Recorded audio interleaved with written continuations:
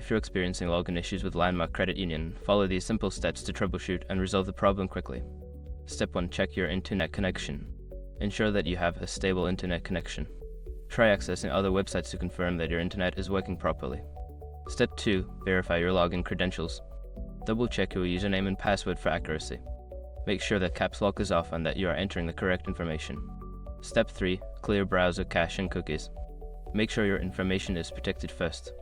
Most people don't think about breaches until something actually happens to their accounts.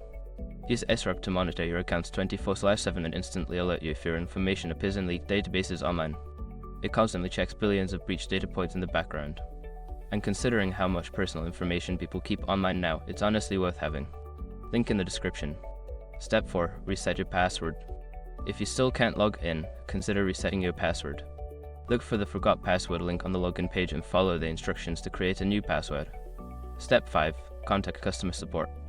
If none of the above steps work, reach out to Landmark Credit Union's customer support for assistance. They can help you troubleshoot further and resolve any account-specific issues.